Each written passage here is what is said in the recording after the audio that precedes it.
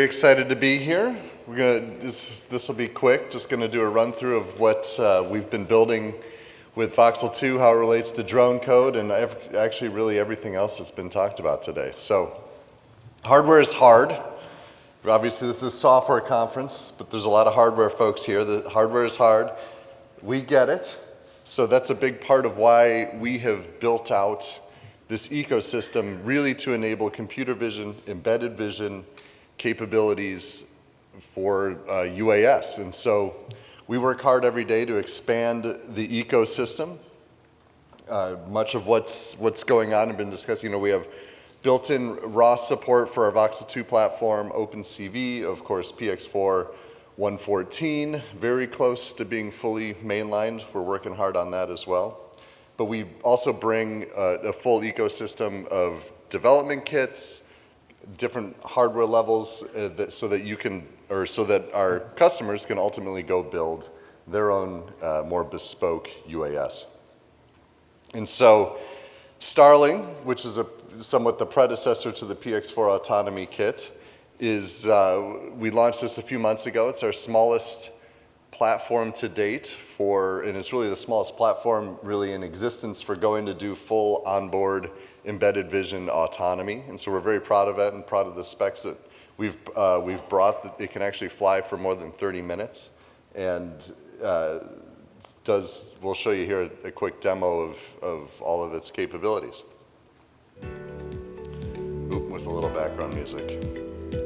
And so it weighs 275 grams, which makes it a lot friendlier for developers, so you can use it, I don't know if you want to say around your office, but it's not intimidating to go develop your applications on. It has visual obstacle avoidance built in.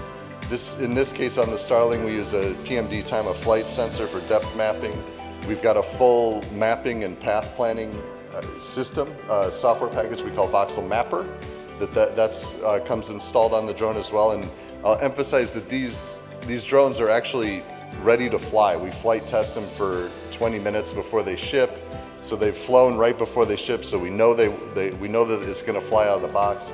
They'll fly with visual inertial odometry out of the box and really offer a comprehensive platform to help you enter into the drone code, ROS, OpenCV, and of course, we're biased, the Voxel ecosystem. So this is somewhat how we see the development path for many of our customers, where you first start with a drone that's somewhat of a reference implementation. You work out the software features you want to add, what you want to customize for your specific use case and application. We have we have hundreds of customers building tons of different use cases around these capabilities, like warehouse inspection, agriculture, greenhouse, vertical farming inspection, and so forth, coal mining, safety, and all sorts of really, really compelling computer vision assisted, computer vision enabled applications. Iterate on that. We have a full open forum. Our code is open at code.modalai, and then ultimately you can integrate into your own bespoke platform. So autonomy is hard, and we want to work with this community. That's why we're here. We want to work with you all to go build those next great applications, and that's really the impetus for this PX4 autonomy platform or autonomy developer kit. And it has a ton of great specs. It can do 15 TOPS of AI, or 15 trillion operations per second of AI. We have a TensorFlow Lite service built in using TensorFlow Lite 2.2 or 3.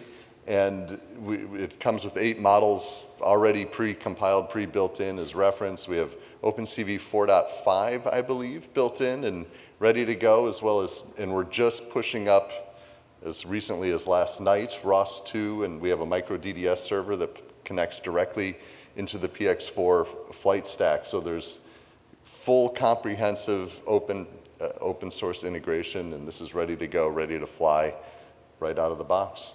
Thank you very much.